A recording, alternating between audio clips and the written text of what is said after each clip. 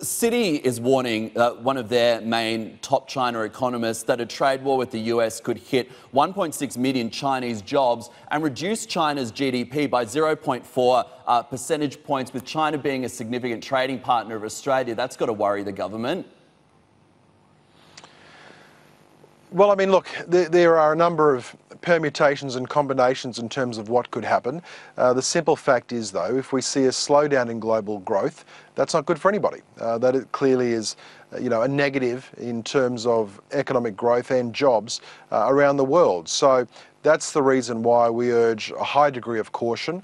We encourage countries to take these disputes to the WTO and not to impose tariffs, because imposition of tariffs simply means that you're imposing on the community a new tax burden. That's all it is. It's a tax burden that's imposed on consumers, who then have to pay more. Industry has to pay more, and they pass those costs on to consumers.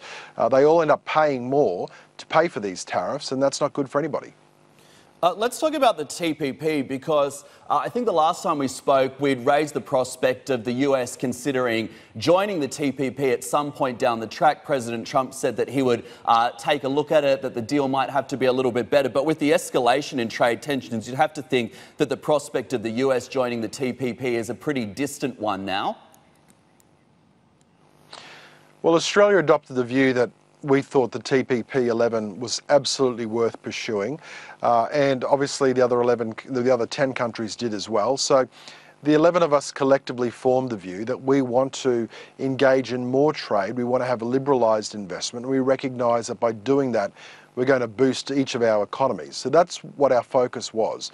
In terms of the United States, we were disappointed, but we weren't surprised when the US decided to withdraw from the TPP. Now, whether they come back to the table or not, who knows? Time will tell.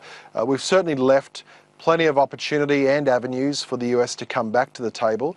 But in the interim, the 11 of us will get on and keep on with boosting trade and boosting investment, because we know it's good for our economies and it's good for jobs in our in our countries. I want to turn briefly, Steve, before we let you go, to Aussie politics. The final sitting weeks before the long winter break, the government trying to get its income and corporate tax package passed by the Parliament. Do you think you'll be able to get it across the line? Well, certainly hope so. We're working for that outcome. This is part of the government's comprehensive tax reform plan. We want to provide more incentive for Australians to be aspirational, and of course we're seeking to deliver on that through income tax cuts.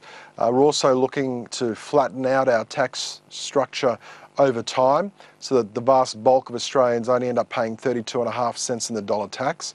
We're also looking to make our corporate tax rate more competitive against OECD competitor countries, which is another key plank of our tax reform plan. So all of this going before the Parliament, and we want to make sure that we can produce the kind of reform of our tax system that's required to keep Australia competitive into the future.